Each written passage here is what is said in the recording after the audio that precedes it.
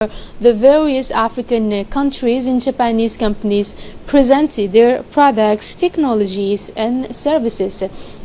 A visit where the head of state saw very close up the latest technologies available on the Japanese market. The president visited the Djibouti stand, which presented investment opportunities in Djibouti, but also its assets. In other words, a new perspective on the assets and potential that our nation can offer both of itself and for the rest of the world.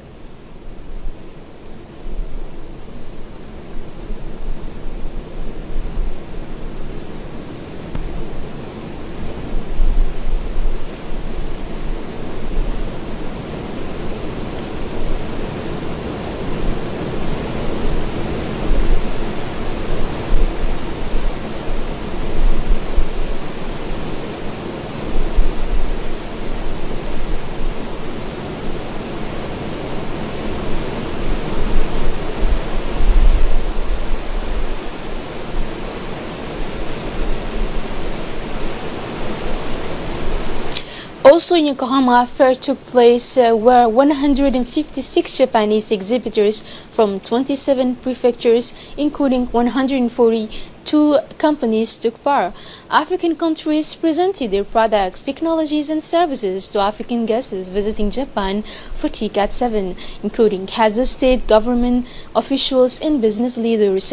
And to Japanese people who came to see the services that each African country had to offer for the Japanese market, a culture but also a commercial exchange.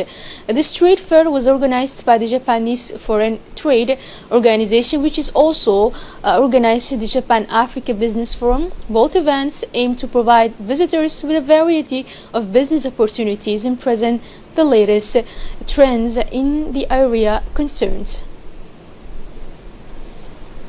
The president of the Free Zones Authorities, Mr. Abubakar Omar Haddi, said a few words about this TIGAD fair, but also the Japanese investment opportunities in front of the Djibouti stand, which showcased the investment opportunities in Djibouti, but also its assets. In other words, a new perspective on the assets and potential that our nation can offer, both of itself and also for the rest of the world.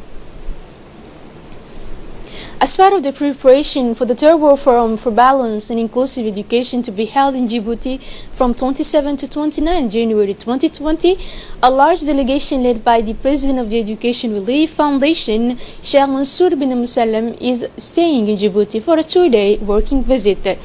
Also, this next World Summit on Balanced and Inclusive Education will be attended by heads of states and ministers, including ministers of education. Our country will be co-organizer of this major event in partnership with the ARF Foundation, which advocates around the world the need to rethink education from the perspective of the South countries so that it best meets the need of the learner, the aspirations of the societies, and in the challenge of our time. In this perspective, the Third World Forum will be concluded by the Universal Declaration on Balanced and Inclusive Education, the Djibouti Declaration, and the creation of the Organization for Educational Cooperation. That being said, the purpose of this visit by the RF delegation was to review with the Djibouti side to progress of the preparatory work for this Third World Forum. As part of the school uniforms establishment in public schools, a working meeting with the various suppliers of school uniforms was held in the Office of Director General of the Education on Thursday, August 29.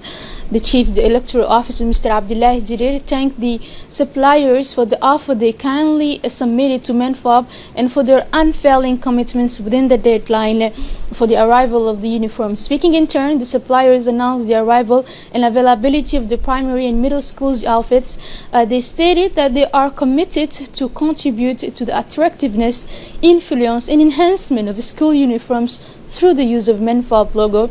And finally, they announced to the parents that the uniforms will be on sale in several points of sale in the capital and in the main cities.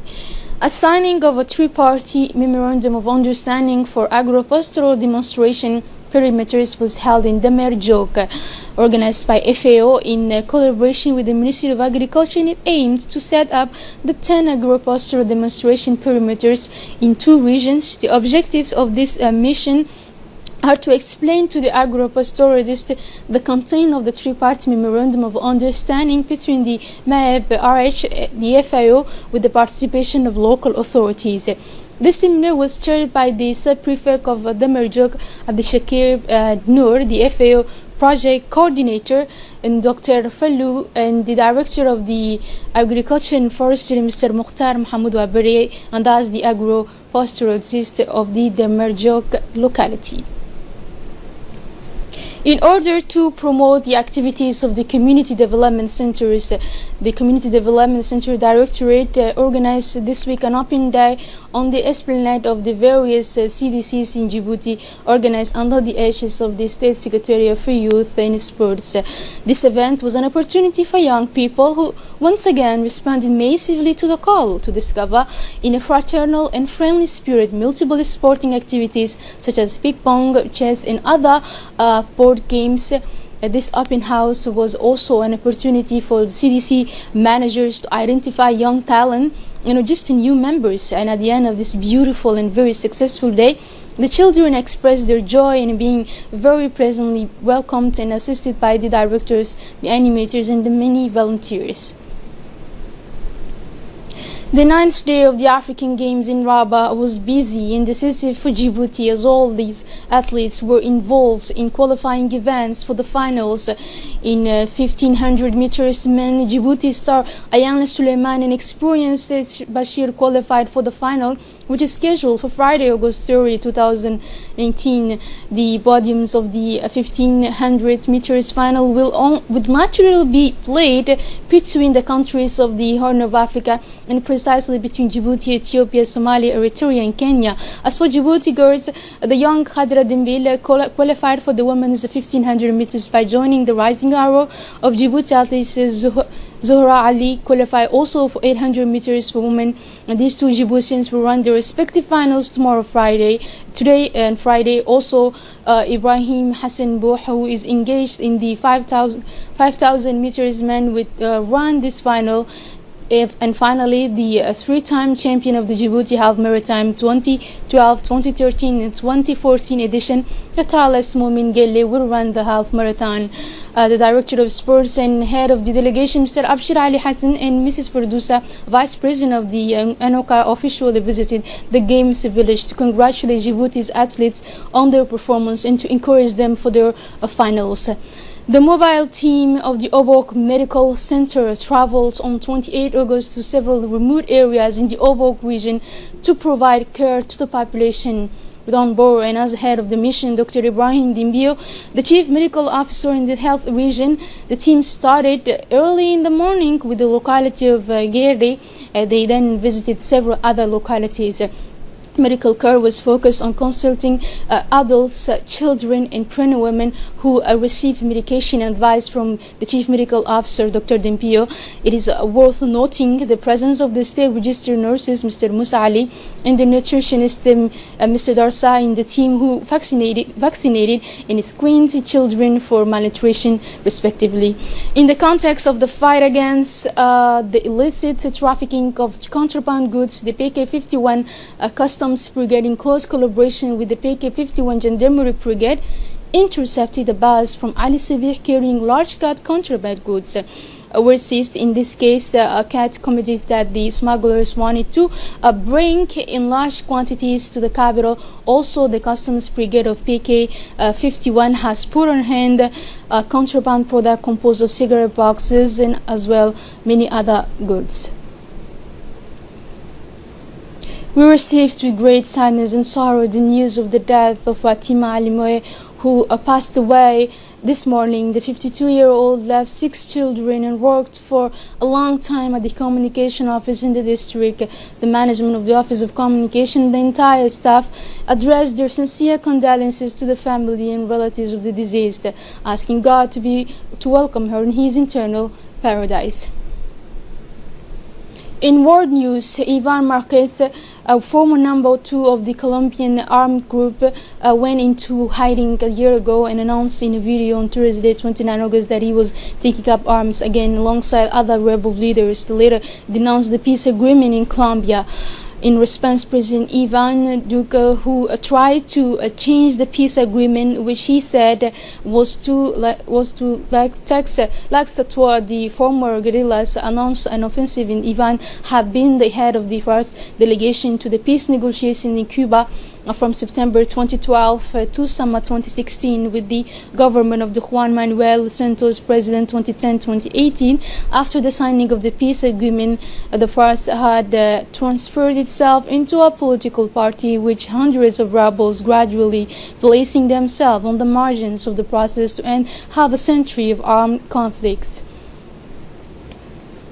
President Donald Trump announced Thursday that his trip to Ballon was cancelled due to the Hurricane Dorian heading for the Bahamas and could hit the Florida coast on Monday, where a state of emergency has been declared. Hurricane Dorian is getting stronger on Thursday, August 29 in the Caribbean after passing north of Puerto Rico. Donald Trump, who was scheduled to travel to Poland, canceled his trip to the United States because the storm could hit the Florida coast on Monday, where a state of emergency has been declared. Dorian, which was threatening in the Caribbean after passing north of Puerto Rico, became a Category 2 hurricane on a scale of 5 on Thursday night to Friday, with winds of up to 165 kilometers per hour, according to the National Hurricane Center. Fires in Central Africa. More than 10,000 fires recorded in 48 hours in DRC and Angola. And as a map showing numerous fires in Central Africa is worrying. But if these fires are ordinary at this time and due to the local agriculture, deforestation remains massive in the region. Apparently relayed since the fires reached in the Amazon. And as of satellite, a map shows in glowing red the area of the fire departures from the Atlantic to the Indian Ocean in Gabon and Angola. Commonly compared to the planet's second green length after the Amazon, the Congo basin forest covers an area of about 2 million square kilometers in several countries, and like the Amazon, absorbs tons of CO2. That's all for this edition. Thank you for being with us on RTD and have a good night.